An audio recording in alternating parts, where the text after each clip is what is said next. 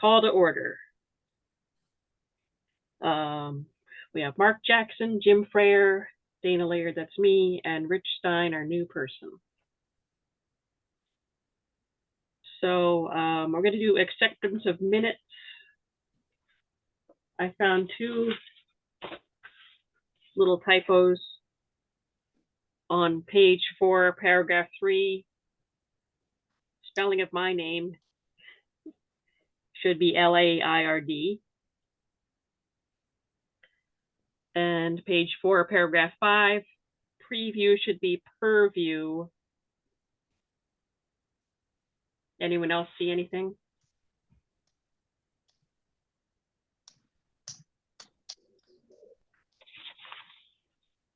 No. Okay. No. So we do a motion for that? Motion Or- to accept the minutes as corrected. I forget. Jim, were you there? I forget. No, I wasn't there. Okay. Well, that's too like him. No. Those who were there, accept the minutes. You Next can up. just do it the next, you can just approve it. at Yeah, the next okay. meeting. Just table it then. So now we are up to public participation.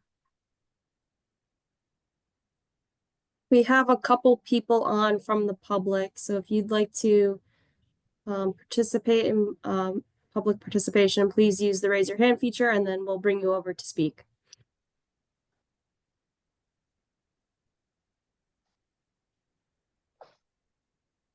Okay, Diane Cece has raised her hand. Good evening. Can you hear me? Yes. Good evening, everyone. I'm hopping on tonight, East Norwalk Neighborhood Association, by the way. First of all, I just want to point out to staff and the chair that this may be the second or third meeting in a row where the Zoom for the public is actually starts up after your meeting begins. For example, tonight it just started up while you were in the middle of making corrections to the minutes. So just want to make you aware of that. I'm sure nothing important happened beforehand, but it's not, the public isn't able to view or listen prior to that. I'm hopping on tonight to observe the discussion on the Cottage Street demolition permit and to hear the discussion and the vote on that. And also to your discussion on the proposed changes to the demolition delay ordinance. I don't know if there'll be an opportunity to speak during that. I've had only a brief opportunity to review the document that Michelle was able to share, and haven't gotten all the way through it and begun making notes, but certainly not prepared to speak to it at this point in the agenda. So if it's possible to reserve some time at the end, otherwise I'll listen to the discussion and submit comments to staff. Thank you. Thank you.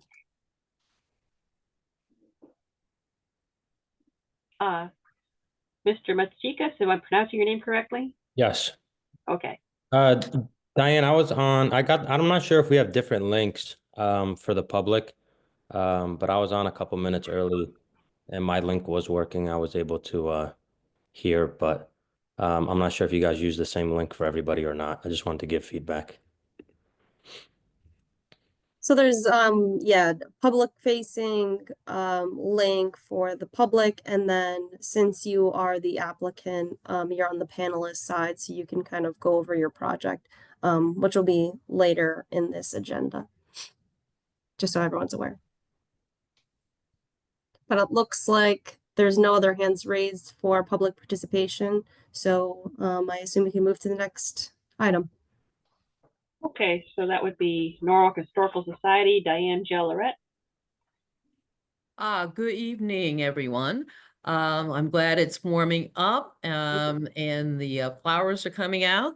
And the Historical Society will be doing lots of programming this coming year. I just want to let you know that our curator, Michael Murphy, has been working on putting information about our pottery collection online, and he's getting to the end, which is great. There's a lot of pottery, and we're still going to be working on that jail to put the pottery collection down there. So just to let you know what is going on with that. And there is a lot of progress that has been made on that. And at some point, we'll give you the link so that the public can actually take a look to see what kind of potteries we have in Norwalk. I've been working a lot on America 250. So next year, most of you know that it's the 250th anniversary of the signing of the Declaration of the Revolutionary signing of the Declaration of Independence, and it's going to be a big deal coming up. And the Norwalk Historical Society is one of the affiliates for the America 250 for Connecticut Commission, and so we are very happy to be participating. And we've been working with Susie Gilgore from the Lockwood Matthews Mansion and the historic Rowayton, and we are now going to be forming a committee with the city. There is now going to be an official committee formed for the America 250 for Norwalk. So you'll be hearing some activities that will be coming up on that. So just want to inform you. And what's coming up in April 26th is going to be the Norwalk Earth Day, and this is the fourth one. It's turned out to be a community event, and it's going to be from 11 a.m. to 3 p.m. at the Norwalk Green. And the Historical Society the last 3 years has been working with the Norwalk River Valley Trail, the Norwalk Health Department, and this year we're going to have someone from the Norwalk City Hall Neighborhood Association taking a walk with the public, going down the trail that's we're going to be leaving from City Hall, going down the trail, going across East Avenue, walking around the river, and people really enjoy it. And we go up to Mill Hill, and then from Mill Hill, people are go and visit the grounds, and then we're right there on the green. So we're all the activities. So don't forget to come, and we have a table at the green also, giving out wildflower seeds. And there's going to be, in addition this year, there's going to be a speaker that's going to talk about climate change at the townhouse at Mill Hill, starting at 11 a.m. You'll be getting more information. Will be coming out about that. So we're very excited because that's an addition to this particular event. Next up, we'll be doing Memorial Day open house at Mill Hill on the Monday, the 26th. Then there's Connecticut Open House Day in June.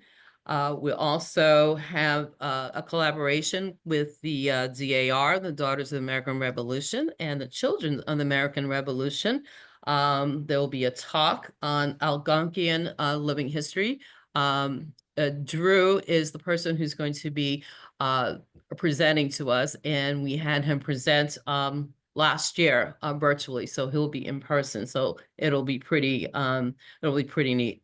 So that's going to be on June 21st. And then we'll have music on June 27th, Friday night, and that's our Mill Hill Garden Party.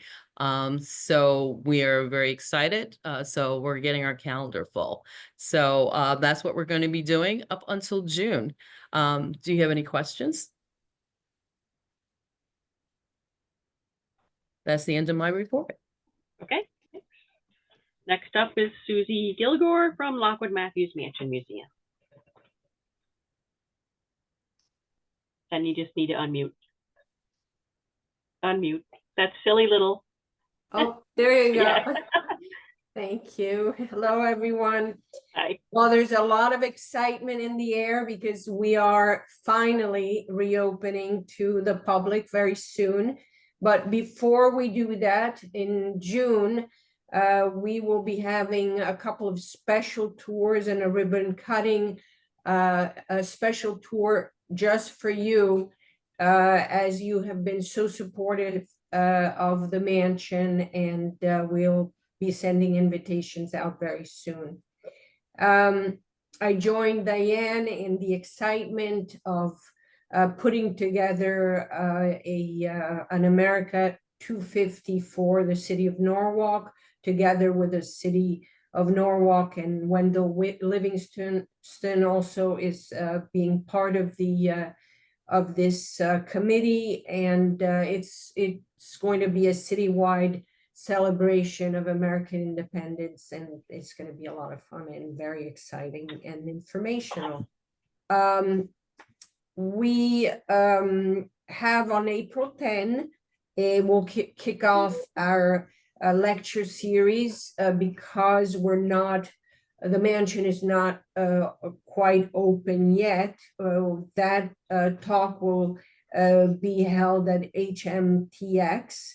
We thank them for that, and it will be with Kathy Olson, who's a trustee, and she and several volunteers at the mansion have done extensive research on the Gilded Age properties. It will be a sneak peek at the holdings of the Lockwoods and Matthews, and there's going to be a lot of information that is new, and also images that have never been seen by the public, so it should be a very exciting event. On Sunday, May 18, at 2 to 4, John O'Leary will be talking classic car culture and history making James Melton, based on the renowned Tenors card collection, and new material has surfaced in recent times. On June 12, we're collaborating with Silvermind for an exhibition titled Reimagine Reflections, and that will be abstract work in the billiards room, which has new lighting, and the exhibition will serve as a powerful metaphor for the mansion's own renewal and transformation, with abstractions that will evoke emotion, reflection, and symbolize the potential for growth and change. And that's it for now. You have any questions? Could you let us know what HMPX is and where is it?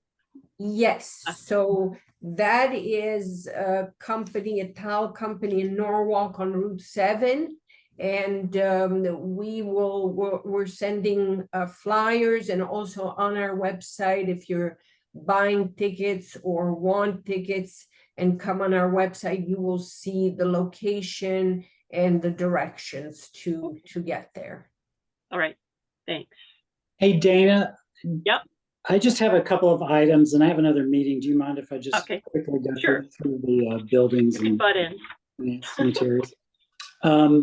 Some exciting news. The Historical Commission and the Historical Society and Heritage Landscapes, we're receiving an award from Preservation Connecticut for the work that we've done around the jail and the barn, the accessibility work in hardscape. So that's coming out in this year's awards they give every year. So that's exciting. I think the budget's going okay. I've attended several budget reviews, and nothing's come under fire particularly. So we'll see how that comes out. There was some dumping at Pine Island last week. Somebody dumped their garbage bags and all this stuff, but I texted Ken Hughes and he quickly cleaned it up. So we appreciate Parks and Rec. Yeah, I was wondering if that was someone did a little cleanup or not. It was just No, it was dumping. kind of So- went out of their way. But anyway, yes. Yeah, one of the NRVT signs was knocked over too, Right. and the NRVT has volunteered to fix that, so I'm happy about that. And I'm working with a Boy Scout for a Pine Island headstone resetting and tombstone cleaning project for the late summer, early fall. So it'll be nice to, we haven't Yep. been there in a few years, so it'll be good to clean all that up. And that's it. That's all I have. I just have to let you know, there was one stone kind of near the Weeping Larch that is about to snap. I guess a previous, an old, very older fix has been come away. So I'll look at that when I walk through there yeah, next. There marble was- tablet. I noticed another stone that had fallen over. It was one of those. It's on a base and then it's flat. And Oh yeah, there was one, yeah, Butterside down near the street too. Yeah. Yeah. So anyway, okay, All right, thanks. that's it. Thank you. So now we're up to new business. 16 Cottage Street. And I believe is that what you're here for, Mr. Matsikas? Yes, I am. Okay. Can you provide clarity as to the purpose of this? Because I don't want to go off on a tangent. I just want to keep it focused, so I can directly address any concerns before I get going.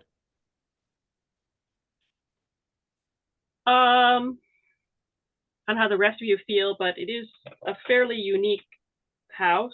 Kind of reminds me of homes in Ocean Grove, New Jersey.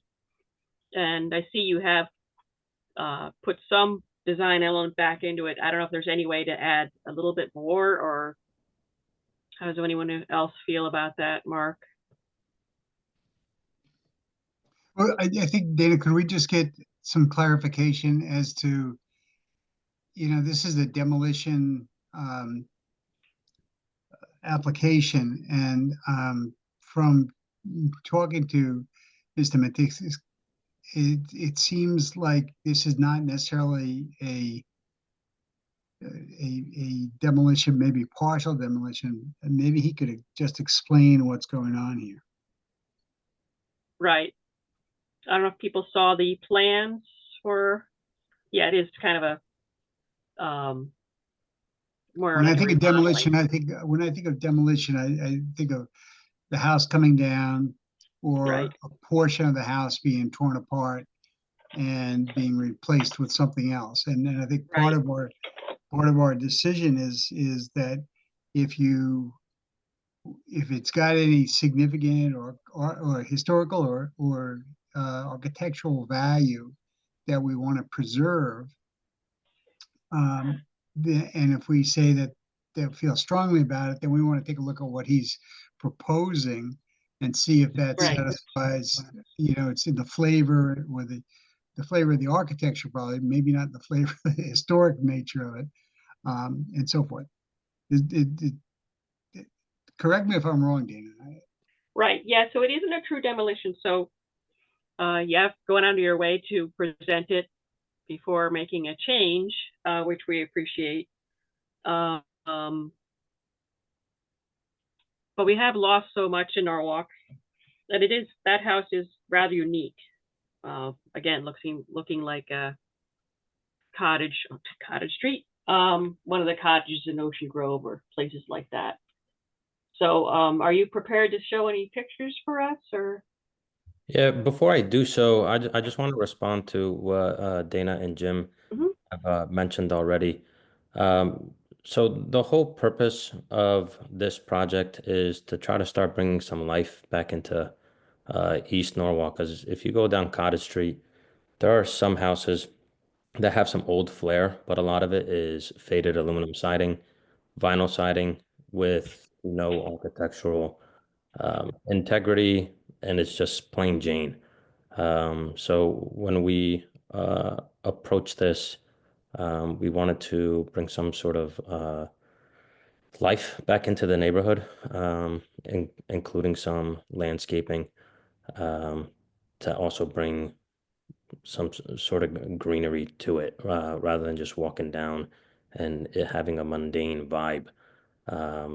Now, from an architectural standpoint, as far as the elements go, to give you a little bit about my background, I've done an extensive amount of historic restoration in my career. I'm a residential painting contractor, but probably 80% of my portfolio is in historic restoration. And my career was in the greater Philadelphia area, where an extensive amount of the homes, including South Jersey and areas like Morristown, Haddonfield, which probably like 70-80% of the homes are historic. So I understand and value older homes and the variety of different elements. Now, when I look at the house that we own, the elements are of the Queen Anne era. And in my opinion, the gable, which is sort of like a erected railing system, that typically buttons up against a soffit. And I'm not sure. There you go, the thing at the top. So I understand it's unique, but whoever did this, whenever they did it, and I'm not sure if it was original to the building or added after, I feel like it was freestyled. I've never seen it anywhere else in America, not in Connecticut, not in Pennsylvania, and but not in the Philadelphia area, not in the Pittsburgh area, and not in South Jersey. And my opinion is I can reuse to the left and to the right of that, and create a more simple gable. And I think that flair and that ornamental is appropriate, as well as the chamfered posts. But the railing system up top, to me, throws everything off, and I'm not sure what architecture era that belongs to, but I've never seen it before. Even if I go on the internet searching for it, the closest thing I get to is the Queen Anne style porch where they have the small little kind of like balusters at the top of the porch. If I could share, give me 1 second. I'm sending request, Dana.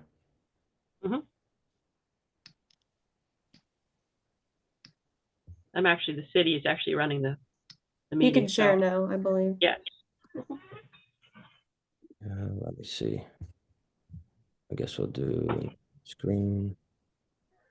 And allow Zoom software to share your screen. Okay. 1 second, I just have to give permission.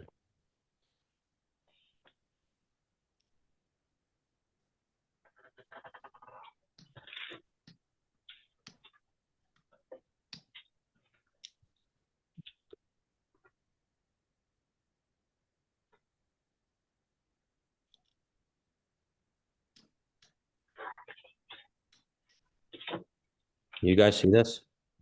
Yes. Okay. Mhm.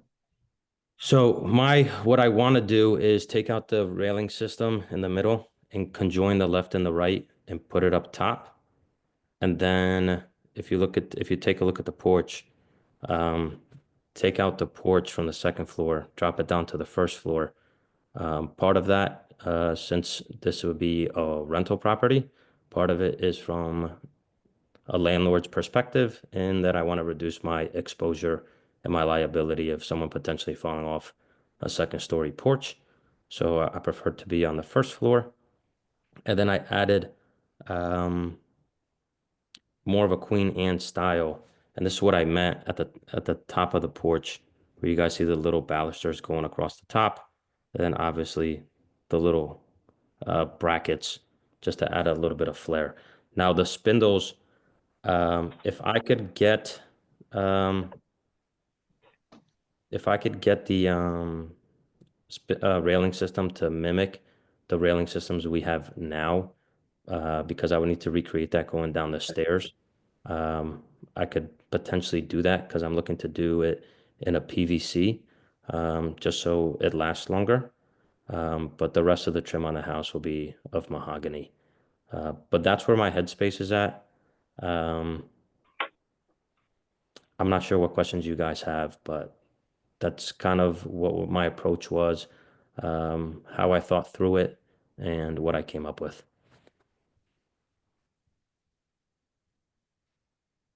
So is this house, what we're seeing here, this is gonna be the same house, but it's expanded? It looks like it's a little bit wider than the original house. Yeah, so can you see my mouse?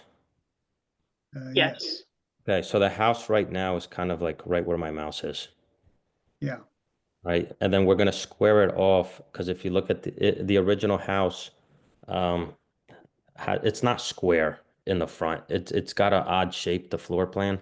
So we want to square it off, and then there's going to be a little bump out in the back left. And in the front right, how you see a little partition, that's because that little bit of square footage we didn't see was worth it from an investment standpoint to square it off for the amount of real estate that we were going to gain. okay. So the only thing that you're really changing is really that upper porch. Yeah, so the second floor porch would drop down to the first floor, and then I would take the gable, refine it, simplify it, and keep the ornamental elements to the right and left of that bracket, the large bracket in the middle, tie it together with the post, and then put it up top. And this will be a multifamily rental? Yes, And how many apartments are they gonna be in this? it's gonna be 4. Okay. And you've gone through P and Z with this? Well, you have, it's 4 apartments now anyway, isn't it? It's 4 apartments now. It's gonna stay 4 apartments. That's correct. And if you don't mind, how big are the apartments? Are they 1 bedroom, 2 bedroom? Okay, so the original design is what you guys are looking at now. We're actually going to remove the 3rd floor. And it's going to become 2 floors, and on each floor, it's going to be 2. So it's going to be a total of 4 2-bedroom, 1-bathroom apartments. Okay.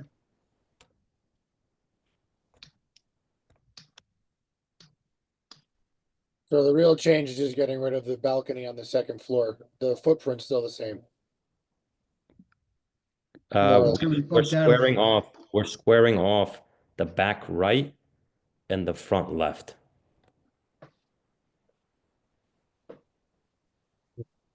So we're adding a little bit of square footage on the back, on the front left and the back right, to square off the property, because the original footprint is kind of like a S shape, so to speak.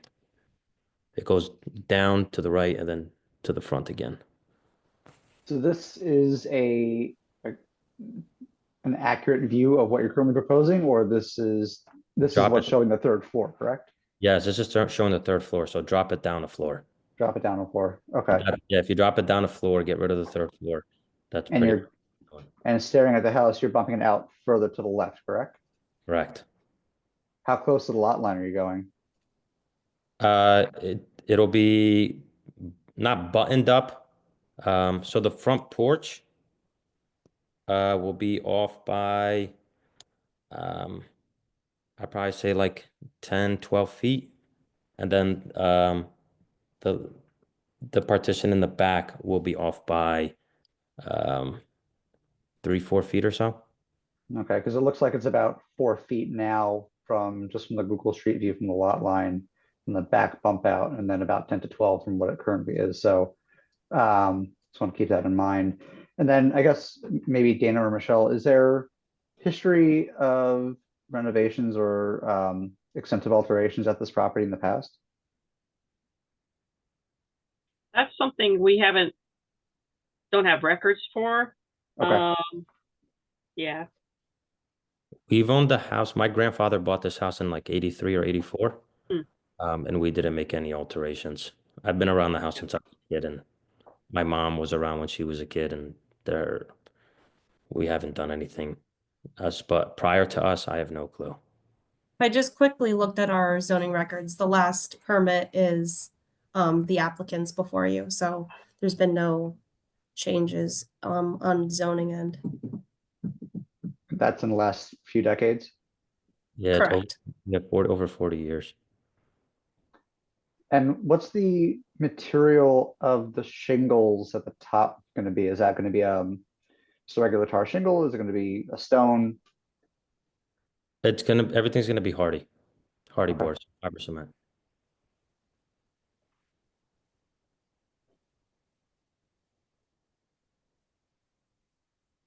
And the height is gonna remain the same as it currently is now, the bulk? Yeah. Okay.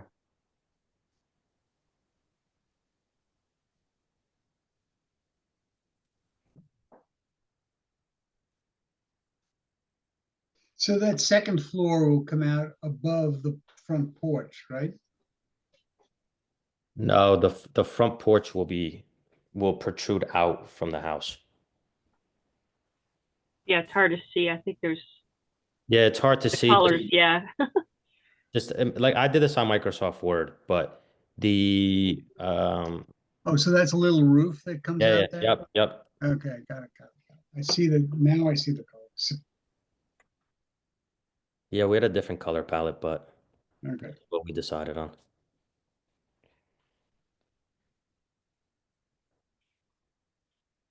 So, Dina, do we have anything historical about this house? I mean, I think the architecture that he's talking about, that he's showing us, I think it's not exact, obviously, but it is consistent with what I would think of as a Connecticut house along the water. Right. Or yeah, cottages in Martha's Vineyard, Ocean Grove.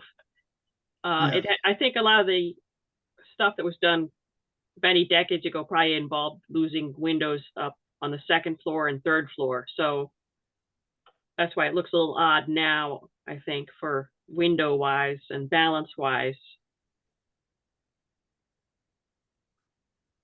How old is this house, do we know?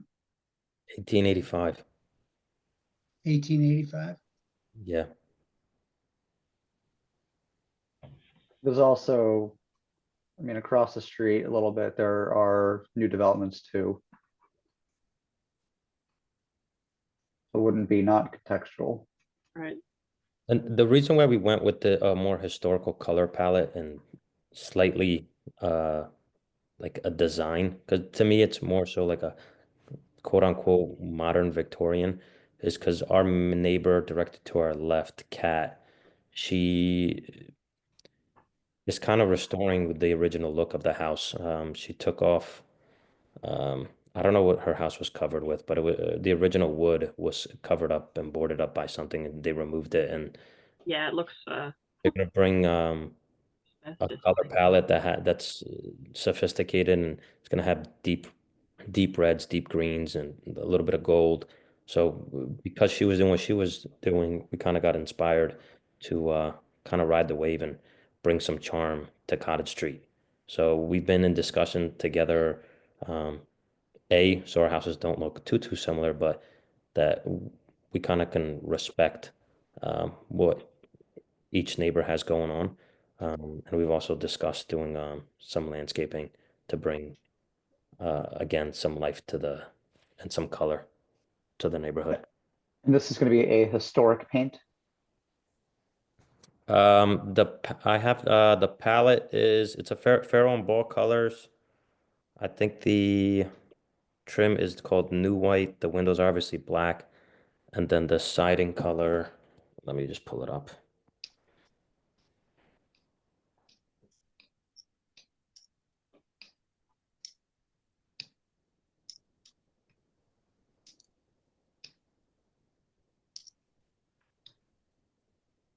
It'd be Hague Blue by Farrow and Ball.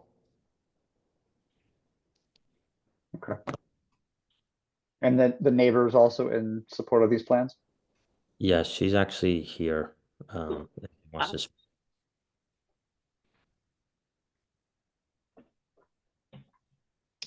so we're not really an architectural review board. Mm-hmm. I think we do appreciate the effort you've put into this. I mean, I'm going to kind of miss that cottage look, but it's not very practical, I guess. I mean, compared to most things that have been going on, at least I appreciate the fact that he's trying to keep some of the architectural Yeah. element. So, thank you for sharing and reviewing this with us. Right. You're welcome. Dana, I think we have another guest that's got their hand raised. Yes. You must be the main neighbor at whatever number that is. And the other Queen Anne, not, is it Queen Anne? Things I should know. Yes. Rosenfield? Yeah, can I talk? Is that cool? Yes. Okay, yeah, I'm Kat Rosenfield Anderson. I am the neighbor at 16 Cottage Street, and I just wanted to come to express that we're in support of the plans. I don't know how familiar you guys are with Cottage Street, but what is going to be happening next door is an improvement by comparison to the rest of what's going on this street. A lot of the homes here are either in disrepair or not super well kept, and basically all of the houses have already been renovated in such a way that their original facades have not been preserved. So this isn't like a beautiful historic street where the character of the neighborhood is at stake. I have appreciated that Apostoli has, been like forthcoming about their plans and is planning to maintain the look of the house and to preserve and reincorporate some of the original millwork. And, as far as this demolition delay request that's been filed, I understand that other neighbors, they don't live here, but there's a landlord who has concerns. But it's not great for the neighborhood and for the people who actually do live here to have this house sitting vacant, which it has been for a really, really long time at this point, while the plans to move ahead with the renovation have been delayed. So yeah, I just wanted to show up to express my support for moving forward with it. Okay, thank you. We'd like to see some more kitty. No, just kidding. Yeah, sorry about it. Cats just no. Dana? Yes. Since Kat was a member of technically the public, she should have came through the public comment section. So Right. I just saw Diane Cece's hand pop up, which she probably acknowledged the same thing. So I just want to give an opportunity, since Kat is here as a panelist, for Diane to speak, if that's okay with the commission. Yeah, that's fine. Yeah. Do we need to make a motion or anything? My first meeting, I don't know how strict we are with Robert's rules. I No, think we're okay. We're kind of inviting her back in, that's all. Yeah. Diane, Hi, everyone. Can you hear me again? Yes. Hi, thanks. Yep, I'll be brief. I just wanted to clarify a couple of things just in case there's any confusion. The demolition delay on this was actually triggered by the age of the house. There was subsequently a demolition delay request that was filed by a resident, but the age of the house is what triggers it, as you guys, you're going to be discussing later this evening anyway. But that's required when it comes through Bill Ireland's department to automatically trigger that. And I would also agree with what Ms. Rosenfield was just speaking about, where this looks to be an improvement over the drawings that I originally saw that were shared with me. And I think the biggest objection in the beginning was the loss of that upper story balcony. And I think there's some sympathy there for having a potential liability to be able to include that. But there's some other elements here that seem to maybe not make up for that, but it certainly, I think, looks a little bit different than what folks may have originally seen. And then I just also wanted to comment too, because this may come up in the later discussion, to the homeowners, just to understand that even though this particular part of the city doesn't have anything in our zoning for actual architectural review within the regulations, within the demolition delay process, the commission and city staff are authorized to look at both historical significance and architectural significance. And so that's one of the things that, you know, would have triggered that. But I just wanted to clarify those 2 points, and I need that kitty cat too. I'll agree. It's really good for the blood pressure tonight. Thank you, Cat.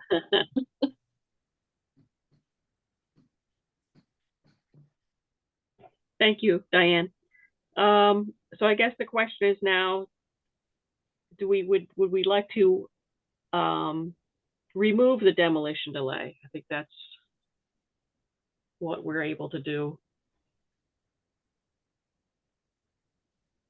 And do we need to do a motion? I How do we don't do that? see, I would think that we have a motion to move this, to remove that delay on the commission's part anyway, at any rate. Right. So I'll make that motion. All right. And I'll second. second. Right. And who is in favor of removing the demolition delay? Because technically it's not a demolition, but you have gone out of your way to. So that's unanimous for who's here for that, Yes. removing the demolition delay for 16 Cottage Street. Correct. Thank you for your time. Okay, so we're done with that now. Anyone who wants to stick around for old business, Chapter 55 demolition delay ordinance? Thank you. Okay, thank you. Nice meeting you, Post Office. Yep. Is the etiquette to stick around till the meeting's over, or are we dismissed? No, you're free to go. All right. Yeah. Enjoy the rest of your day, guys. Thank you. Yeah, you too. Yeah, so 14 Penoyer is, you got the email that's off the plan tonight. Michelle, is there any, was there any reason why they just pulled that back? Is she gonna I'm not- resubmit it? I don't think so. I think she's going to sell. I think it seemed like she's given up on that property. Hmm. That's what it sounded like. So she's selling and withdrawing. Yeah. Okay, good. Unfortunately, I guess some pipes froze this winter and there's probably some damage now. Well, it was not in very good shape anyway.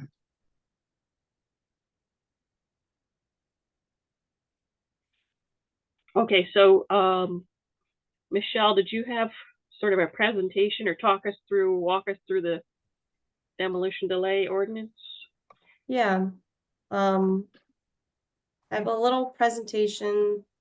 Dana thought, or Dana, sorry, would be helpful. So just give me one second.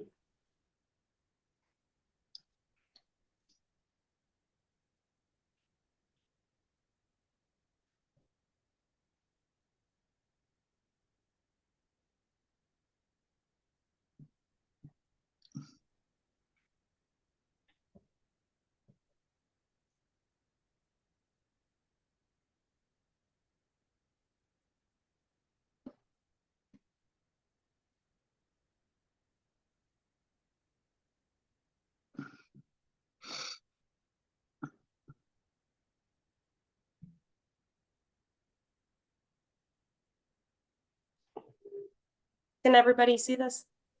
Yep. Yes. Okay. Sorry if you hear my dog, he's going crazy. Yeah, what is it with the dog? I know, he's a puppy. This is the second time this week I've heard that dog. Yeah, that's true. Yes, on Monday. Same thing happened, but hopefully he's at ease now. All right, so I put this presentation together to hopefully make it a little more clear. I brought this in front of you with some edits a couple months ago, and then we kind of went back to the drawing board after discussions with Corporation Counsel and the ordinance chair, Lisa Shanahan. So I put this first slide, which is almost copy and paste from what Preservation Connecticut says about demolition delay ordinance. So this ordinance increases the odds that historic structures will be saved by buying time for property owners and community members to work through alternatives to demolition. Typically, an ordinance will outline a two-stage process determining whether a building or structure is architecturally significant and a determination of whether a demolition should be imposed. This ordinance is not a mechanism to stop new construction or infringe on property rights. So why are we re-looking at this? Ultimately, the current ordinance needs more direction and clarity. We added definitions, organized roles, leading to a more effective ordinance. The next 3 slides, I just stuck all the new, some are new, some aren't, definitions. So we added who the applicant is, and I think from my conversations with Lisa, using the same language that all ordinances use in regards to an applicant to keep it consistent there.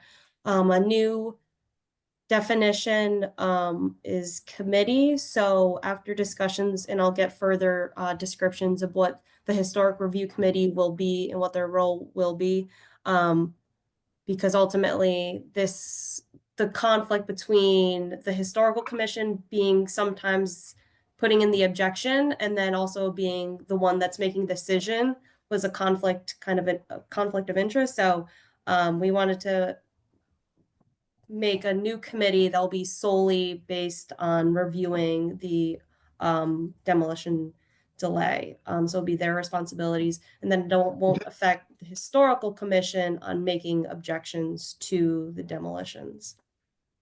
Well, but just one quick question on that, Michelle, is that from a historic perspective?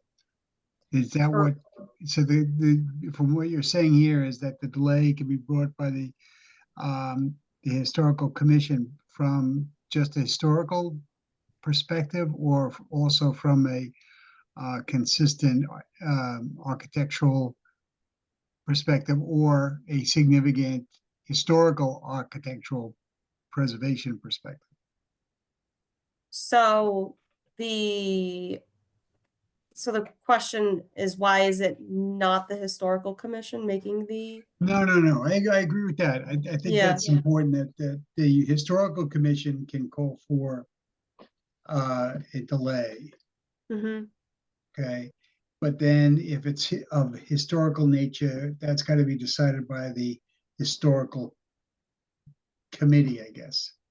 The Right. Historic Review Committee, the new committee. Is that correct? Yeah, so the idea is to have a separate committee that will, and later in the presentation, it shows who that should be comprised of, but Okay. ultimately, those folks on there are having, expertise in this kind of Yeah. stuff.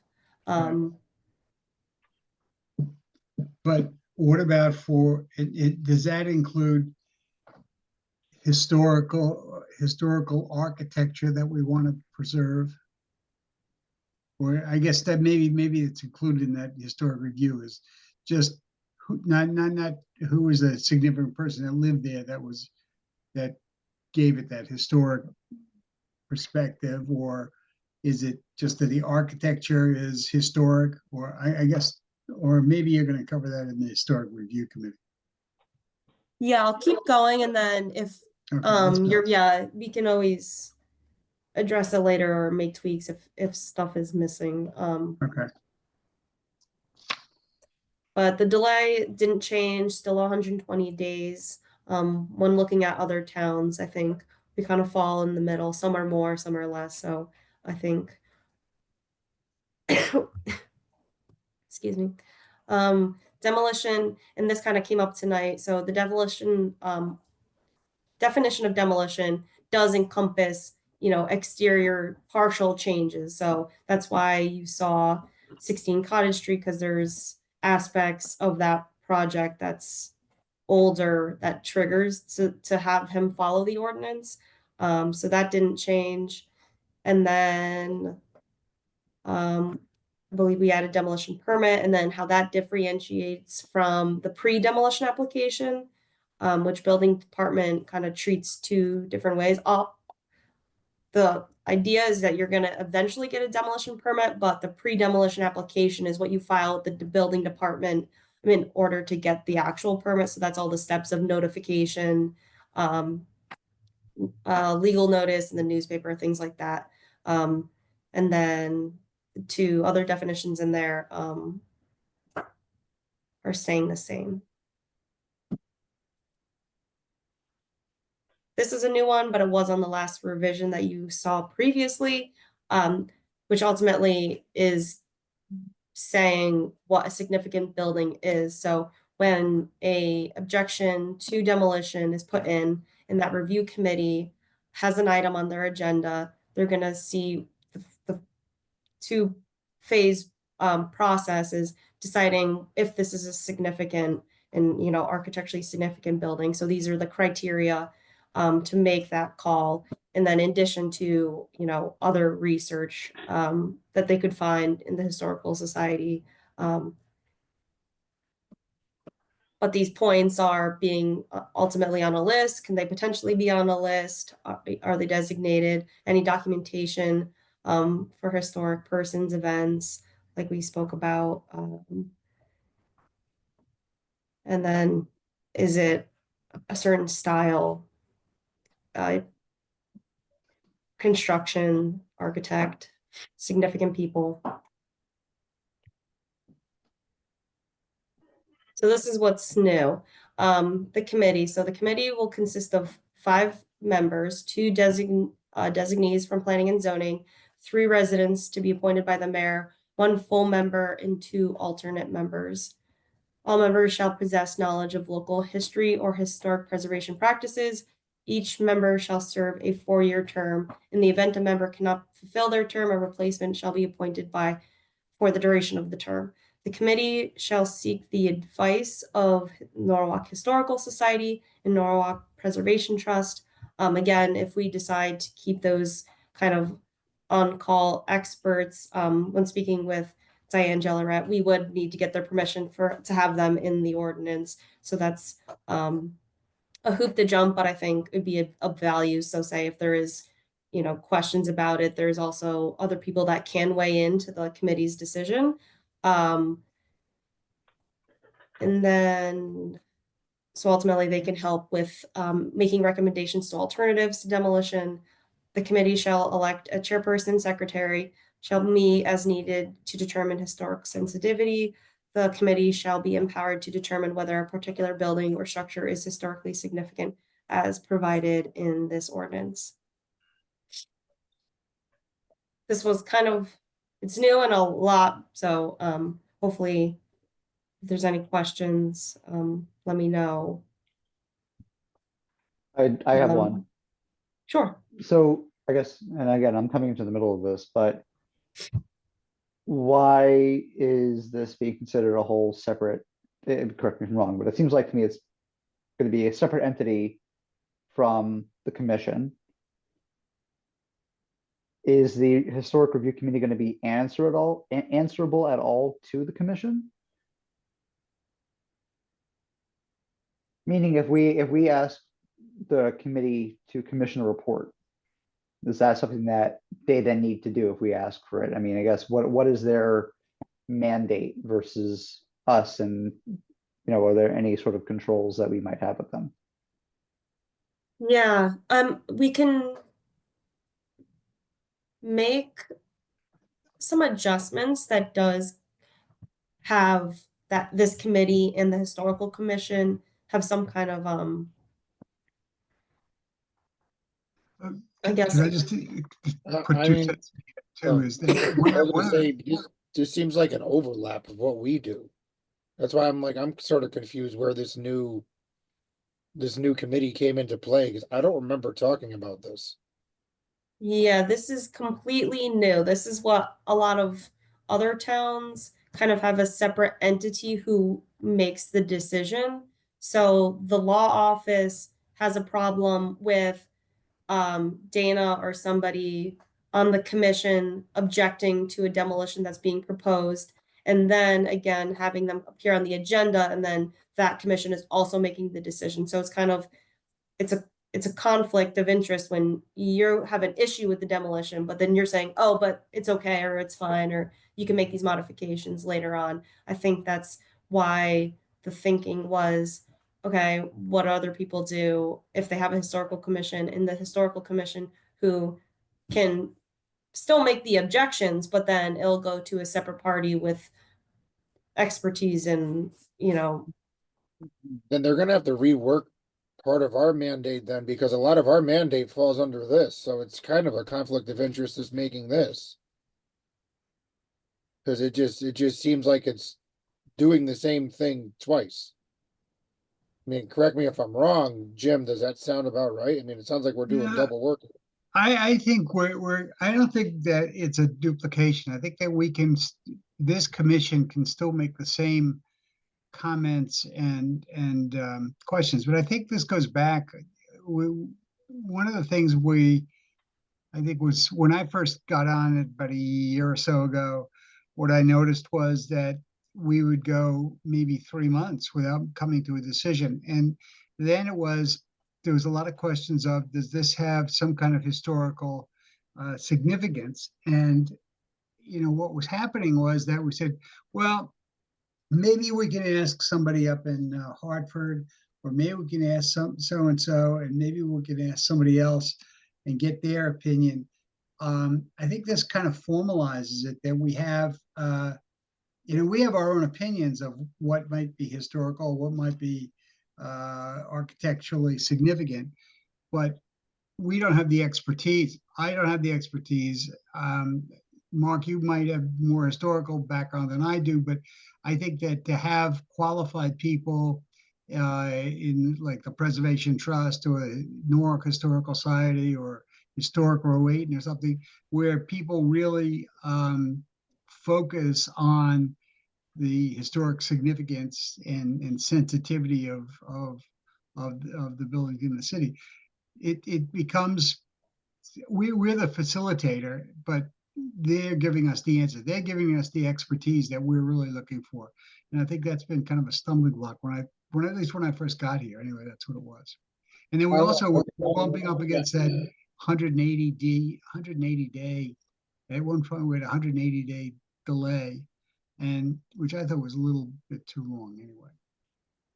No, I won't argue that point. I mean, I do agree that, we do drag our feet sometimes and just talk in circles and nothing ever gets accomplished. So, I think there should be like a step in this in regards to maybe if we put the demo delay in place and then this committee reviews it. I think there just needs to be some kind of sequence of events where we're all together in some kind of formula, and so that it's not like it's just getting repetitive and one department says this, and I think that we just need to be on the same page with stuff. I agree with Okay, that. it's- There are other historic preservation agencies out there. They have a research department and they have an actual like commission review department where they have the actions that they vote on or whatever it may be, commissioners. And those commissioners can then request the research department actually do the research within it. And it's not a separate body. I'm not saying that this needs to be folded within the historic commission, but I think it's got to be answerable to us. I mean, if there's going to be mayoral appointees and people from the trust and from the historical society, I think that's great. But we should be the ones to basically control their workflow, right? And say, we had this coming in, requesting a review. It should be a subsidiary of some kind or a separate entity, but one that we have at least some direction over. I look at it as right hand. We're not gonna stop getting demolition notices. I mean, everything's, from what I understand, we're still going to be getting. We'll still have the same flow, but when it comes to decision making, do we have to? I mean, whether we initiate the hold, the delay, or not, we would still get the demolition notices. Am I right, Michelle? Correct, yes, you guys would So- still be notice of all the demolitions. So we still get them and we can look at them. But I think this is a great alternative. This is not an alternative. This is a great source for us to kick over there and get a professional, semi-professional, let's say, or at least maybe semi-professional opinion of what is historic and what is not. And I think it's particularly important that, I mean, we've got people that really, you know, have an eye. Dana can tell us exactly what's going on in the city at any point in time, where there's somebody picking up a hammer and going to do something. She knows about it and brings it to the committee, and we can, you know, ask for a delay. But then we want to go with some experts that are going to say, hey, yes, it is, or no, it isn't.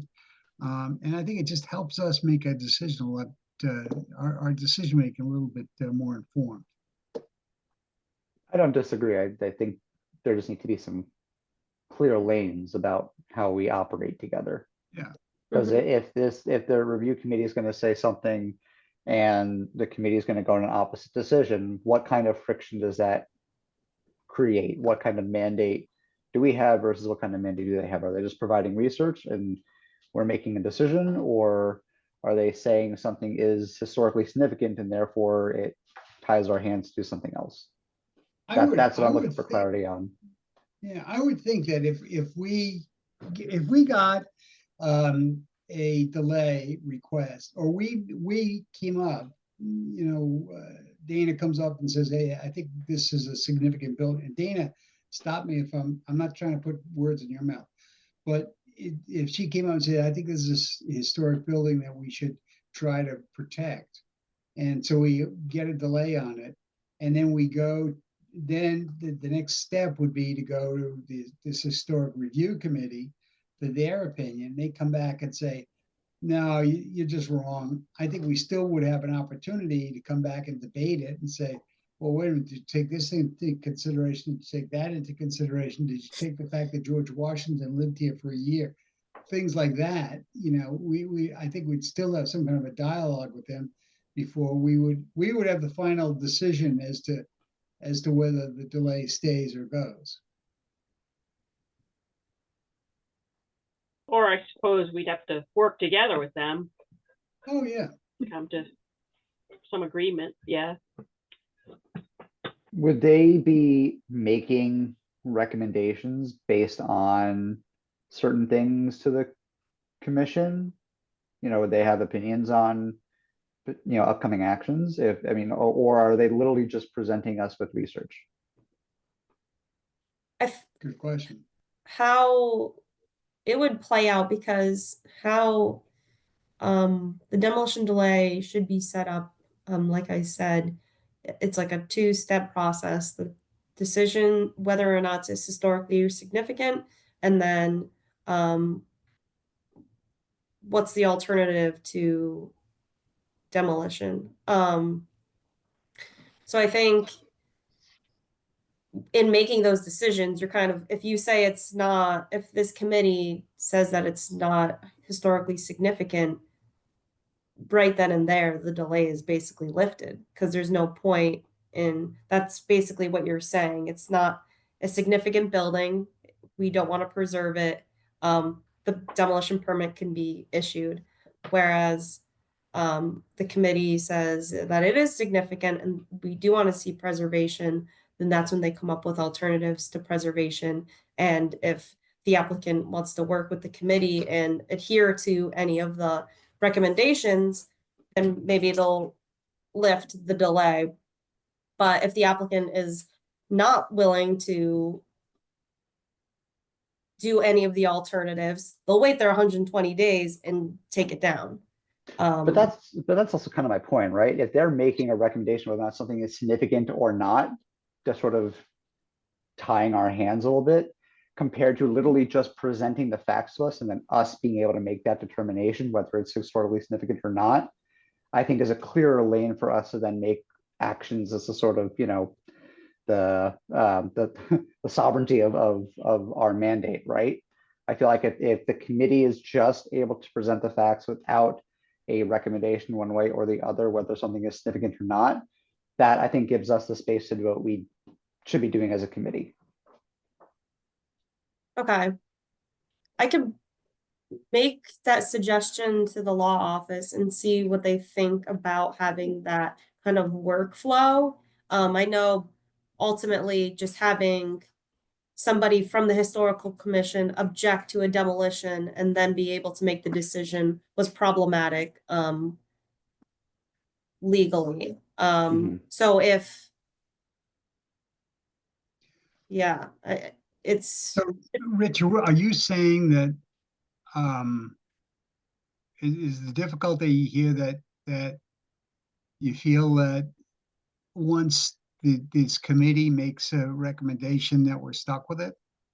Kind of, yeah. They shouldn't be able to make a recommendation is what I'm saying. I spent a couple years at the New York City Landmarks Preservation Commission, and literally the research department just presented the facts, fully staffed professional researchers. There were about 12 of them, and they just presented the facts. And then when actions came up for a vote, they presented their research and then allowed the commissioners then deliberate on that research and make the recommendation whether or not it was historically significant or not.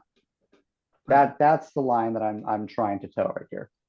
Yeah, and that's the way I would have assumed that this would work. I mean, this is like a support research group for us that's going to help us make a decision. Right, except that the research department in New York City, they never made a recommendation. They just told the commissioners what the facts were.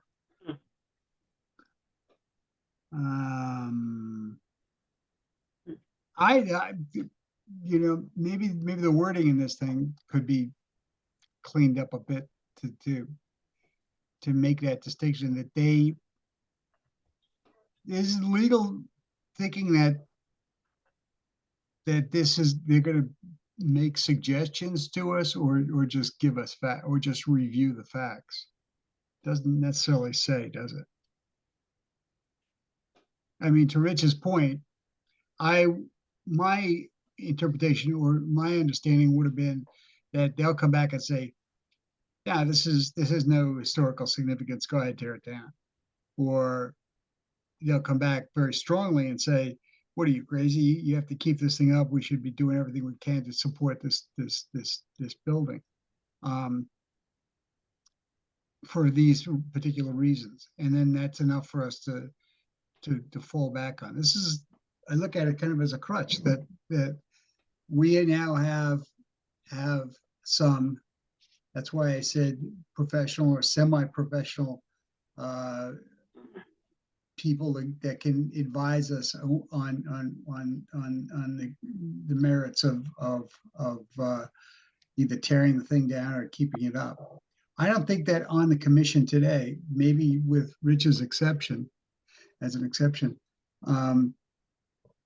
that, or anyway, what I've seen over the last year and a half is that we do go back and forth quite often as to what is something that's significant. And we do a lot of talking about it and we don't come to, decision. I think this would help us do that.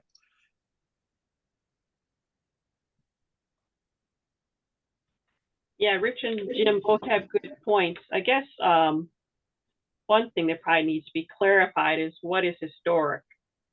I mean, I would like to think as historic as a whole fabric of a community or even a view shed or something like that.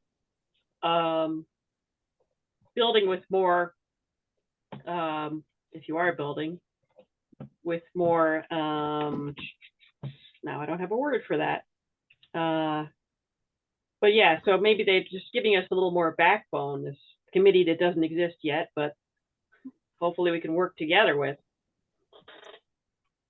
They'd be able to explain that to us. Yeah. Eric has his hand up. Yeah, so maybe you guys covered this before I punched in. But the opening bullet point has me a little confused as to how many committee members are actually going to be sitting in judgment. or making the determination of historic or not historic. You have 5 members, 2 from planning and zoning, and then 3 to be appointed by the mayor, but only 1 is a full member. What are the 2 alternate members? Who are they sitting in for? The 2 alternate members? Or do we have 5 people sitting on the commission, the committee, to make the determination? Good question. It should be 5 members that should make the quorum, and then 2 are just alternates, 2 additional.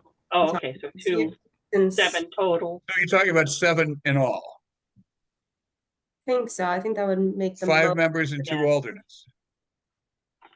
That is a Yeah. little, Okay, Six so, there. but you have 2 from the planning and zoning, 3 residents to be appointed by the mayor, but only 1 is a full member. So that's only 3 people sitting there. So either I'm unintentionally confused, or the language needs to be clarified. Yeah, maybe it should be 4 Yeah. residents, and then plus 2 alternates. It would be Or 5 members, 2 designees from the planning and zoning, 3 residents, and then 2 alternate members. plus 2 alternate, yeah. Yeah. Total. yeah, I can revise that, Okay. make it make more sense. Thank you.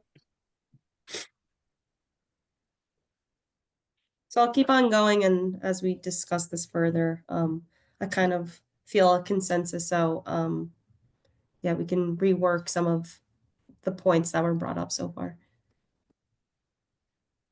And then this isn't new, the applicability of what triggers somebody to have to follow this ordinance. As you know, if the building's just 50 years or older, they'll have to follow it. And then, of course, if it's on a inventory list or historic property, and then again,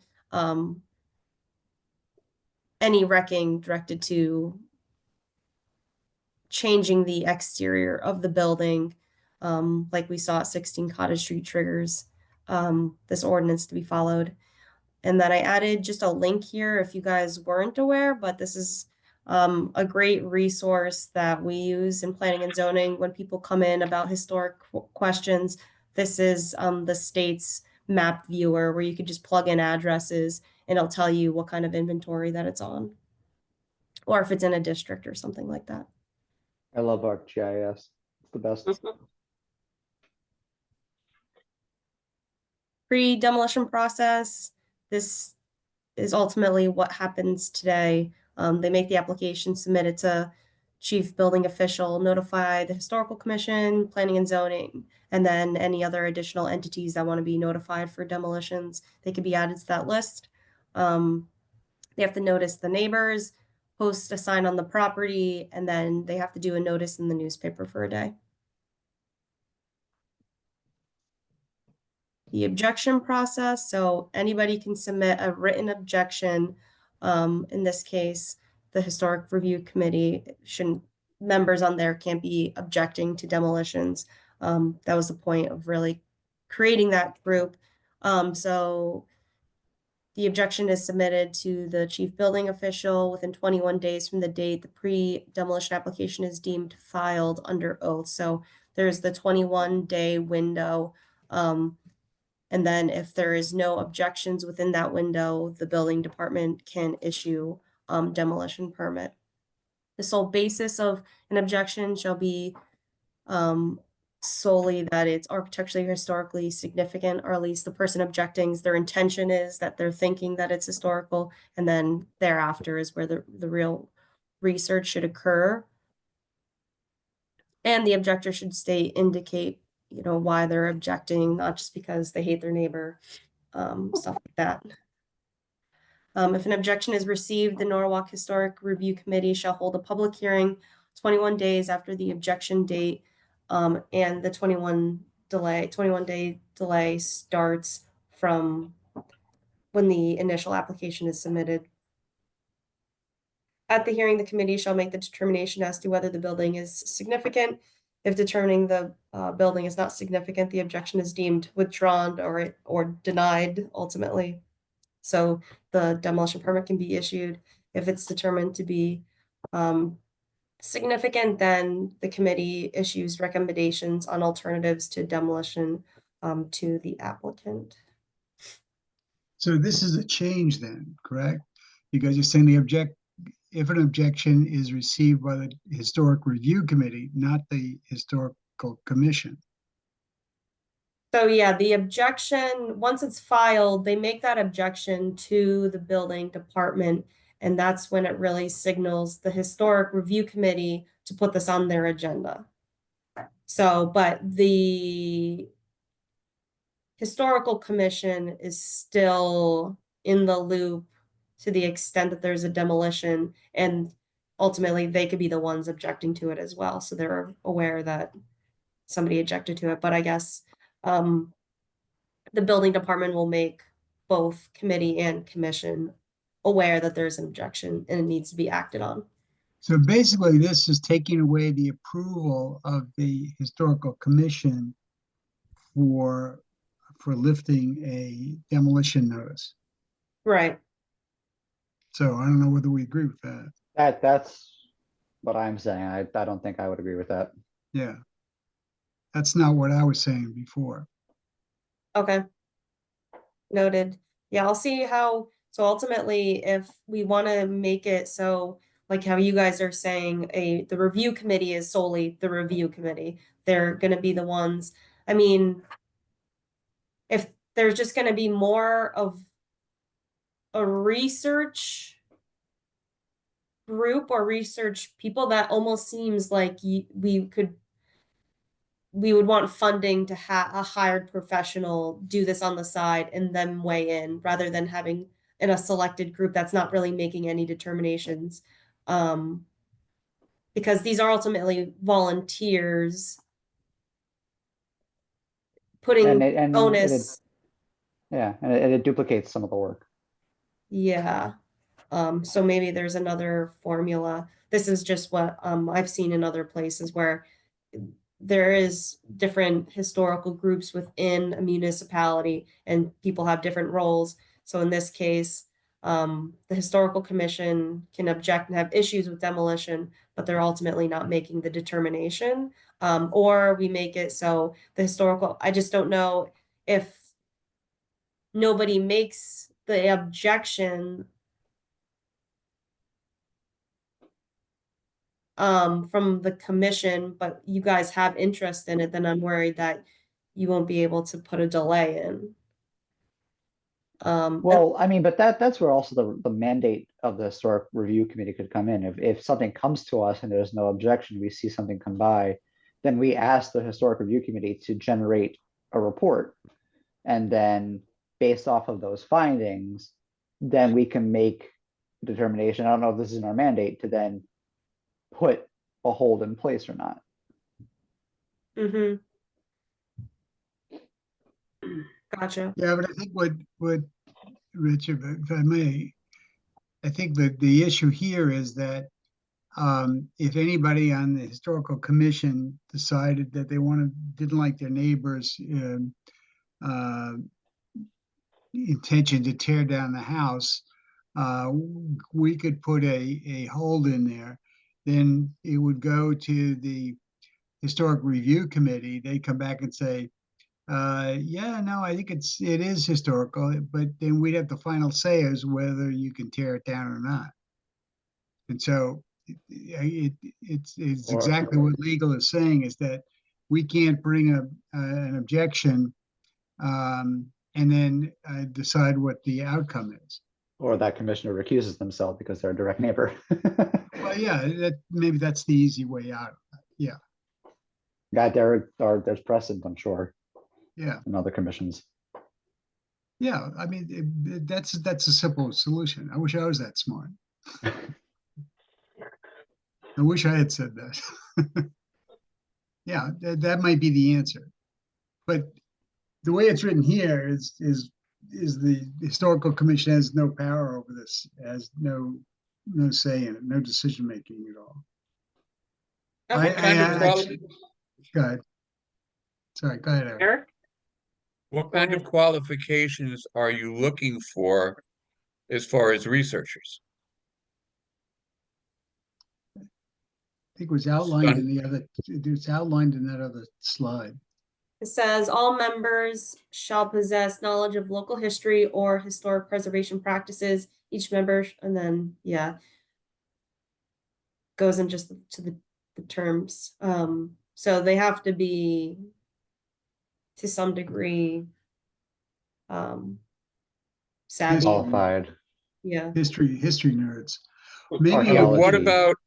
What about someone capable of, I mean, I ask this because my background was in land title insurance, first as a title searcher and then as an underwriter. So would your researcher need to have the capability of understanding how the land records work and being able to research the chain of title to see if this possibly historic building has had some time in its past historic ownership? Well, I think that's where they would seek the advice of the local historical societies.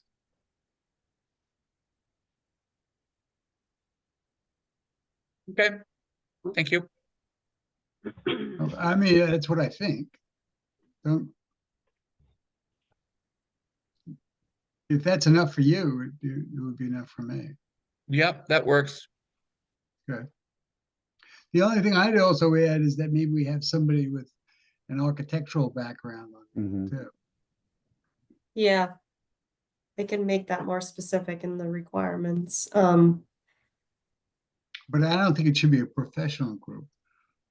Yeah, maybe that's me talking as a councilman, not adding money to the budget. Yeah, in a dream world, to have an on-call historical person would be great, and then they could be, you know, the ones doing all the research and reporting back to you guys. But That'd be like red meat for Elon Musk.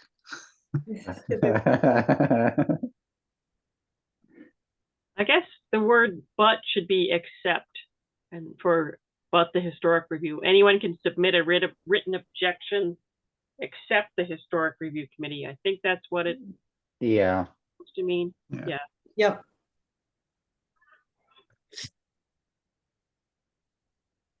So just the options to demolition, I mean, the alternatives to demolition, preserving, restoration, relocation, reuse, detailed recordation, and then or find a purchaser, which is very slim option, but the above, I think, as you saw tonight, there could be options that, you know, in lieu of the whole historic building going down, the applicant still gets what they want out of it, but there's still pieces to it that can be saved. I mean, you could also just put under there, I don't know if this is under detailed recommendation, but just broadly, just contextual alternatives or, you know, contextual alterations or whatever it is. Okay. Hi, Liz. Hi, I have a question. You've got find a purchaser, isn't it kind of redundant? I mean, a purchaser would have the option to preserve, restore, relocate, reuse as well, correct?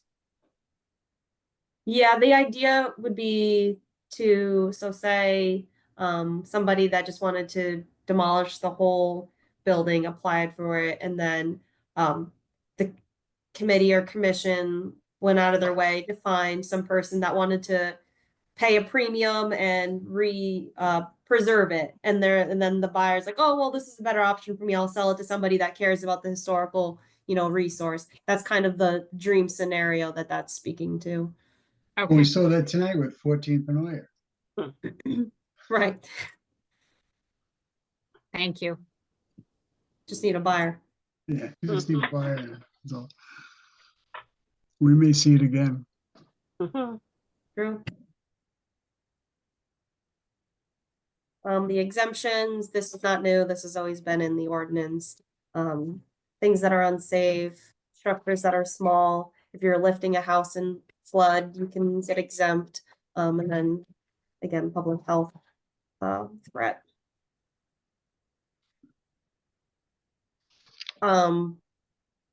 Violations, which we should probably highlight more often, because I think maybe some potential violators fell through the cracks in the past years.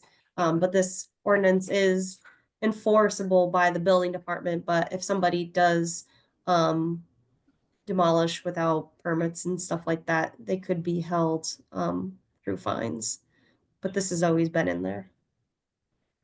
And possible lien on your house and stuff like that could be applicable in those scenarios.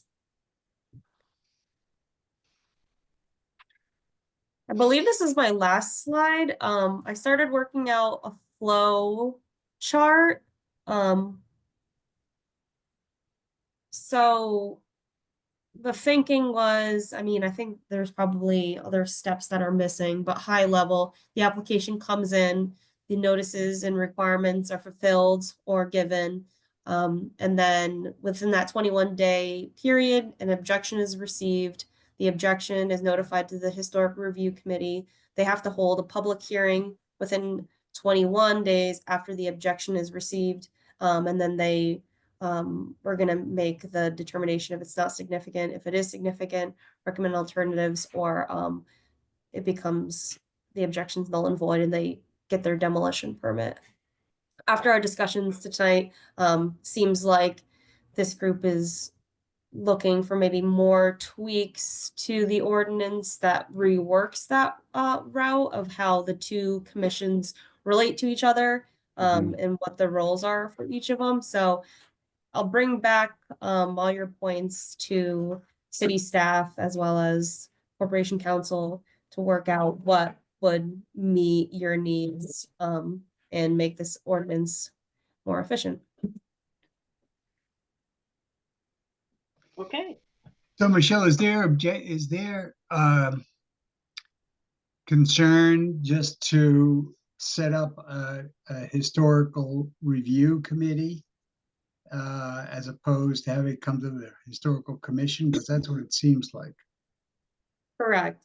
So the idea was to have a separate group that reviews, and this group would only meet, they might only meet, twice a year if that's what the only objections that we get. So it's just an as needed basis group that would meet when an objection came through, whether that be objection came from the historical commission or outside. And then ultimately the objection falls into their hands, and then they would be making the determination. But So our position or our responsibility we would have no responsibility for demolition and delays or notices. it We would, them, and if we had any objection, we could file an objection, but then it goes over everything. Any objection is reviewed and approved or disapproved by the review committee. That's it. right. So we have no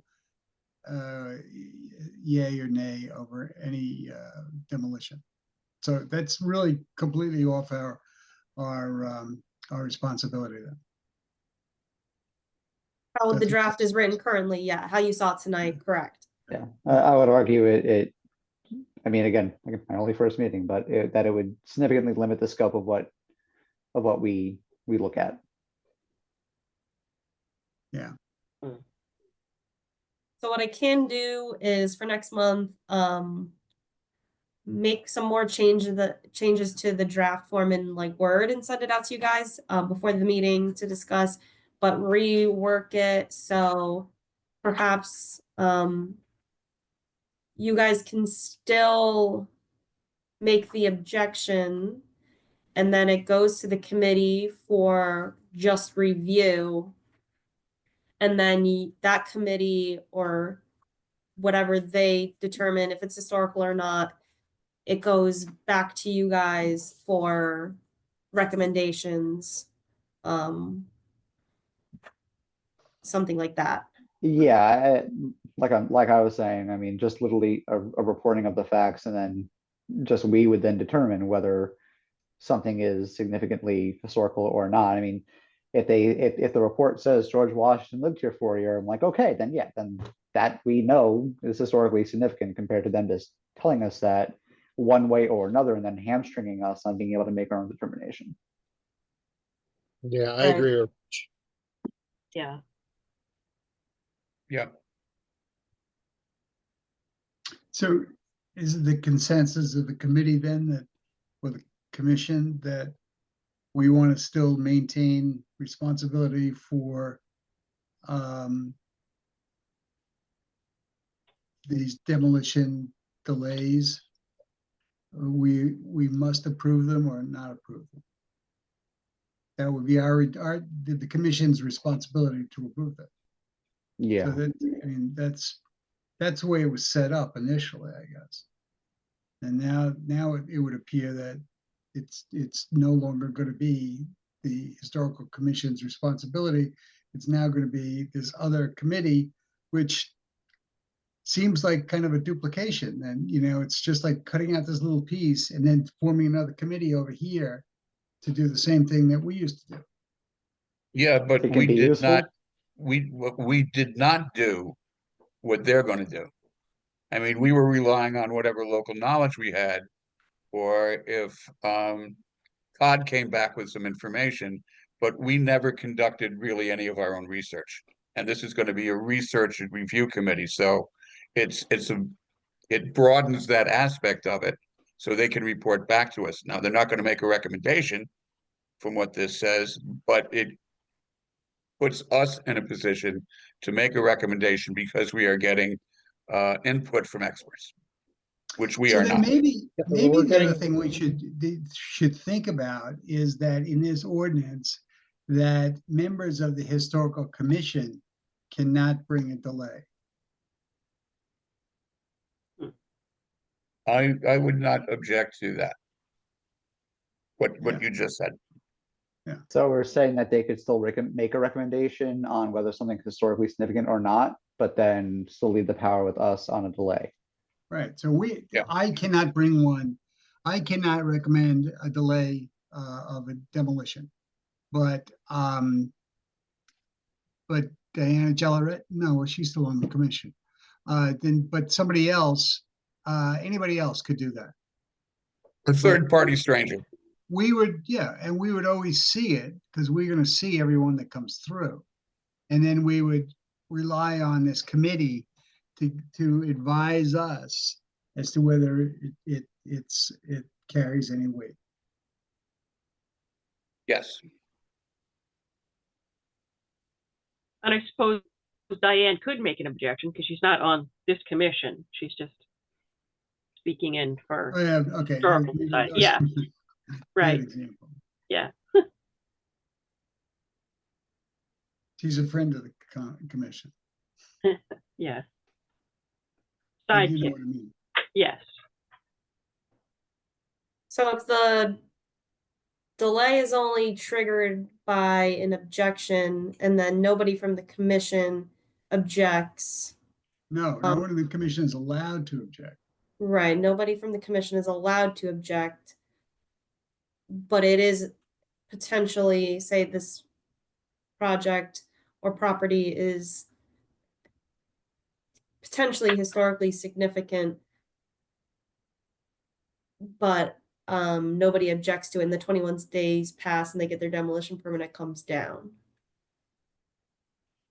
But Would we be able to, we can still pass it on to the review committee. yeah, The review committee can come back and say, hold on, you know, we think that this is a bad thing. Mm-hmm. So the decision makers, as the thing as Rich was talking about, that we're the final decision, but we have a staff over here that's recommending whether this is a good thing or a bad thing and gives us advice on whether we should accept it or not. yeah. Am I saying that clear enough? Yeah. Or, Yeah. or am I Yeah. saying it clearly? Yeah. I think that's the way to go. Yeah. Mhm. Otherwise, we might as well just shut the door and go home. Yeah. Hey, every city-owned historic property is under your purview, so How many buildings is that? It's like, well, it's including all the cemeteries, like 13 or maybe more. Uh, Because it's all the cemeteries, historic cemeteries, and then, yeah. Yeah, there's a Several couple of buildings. exceptions. There's a couple of exceptions of cemeteries that aren't under our pages. Right. And those we haven't found yet. No, the one by the old burial ground by the East Norwalk Railroad Station, that's not ours to oversee. Oh, Third taxing district. okay. So that's one less thing for you to worry about, Jim. I'll be able to sleep. At least I'll be able to sleep tonight. Oh, good. I'm happy to do that for you. Give you that relief. Okay, thank you. You're welcome. Yes.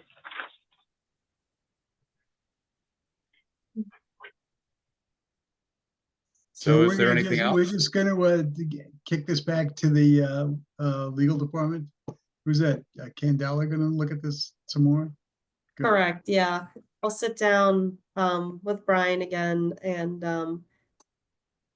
rework that process and see what he says that makes the most sense. Because I know other commissions have on-call people. I mean, instead of having volunteers that only meet, I don't know. Yeah, we can weigh some options that makes somebody or an entity like the review portion of this process. That helps you guys, but then you guys still make the determination.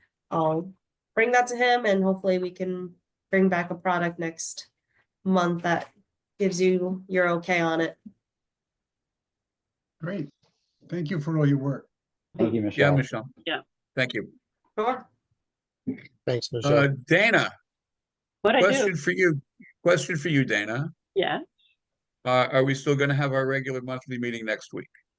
I believe in some fine print somewhere it said no meeting next week, right, Michelle? Or in the usual font size, but yes. Yes, next week is canceled. All right. The next And I meeting should is. have I don't know how I'll survive without you guys. Well, here we are. Okay. I should have reminded people that the meeting started at 6 today, but I didn't. So, yeah, that's why we're so involved when you guys showed up already. Okay. Number 9 says discussion, but what discussion about what? I think we've Are we all talked out? we've talked about the chapter 55 demolition delay. Unless you have anything else to discuss. Mark's like, I'm done. So this is Eric's favorite part of the meeting. What? You know what? Because it's his first meeting, Oh yeah. I'm gonna give Rich the pleasure of making the motion to adjourn the meeting. Make a motion to adjourn the meeting. I second it. All in favor? No, wait, I didn't. No, just kidding. Okay. Thanks everyone, and All right, good night, everybody. yeah. Okay, and welcome to the jungle, Rich. Thanks, everybody. Good to meet you all. Looking forward to the next one. Yeah. We gotta get Good night. together, Rich. We can carpool Yeah. to this meeting since we're neighbors. Yeah, that's right. I think you're my district, right? Yeah, I'm on Wilson Avenue. So Yeah, I'm on Oak Ledge. Yeah. Yeah. All right, we'll make it work. Oh, All right. that's Okay, right near see- me. See you I can later. go There we go. Good night. I'm ready to get your Bye. house, Rich. Yeah, all right. Your house.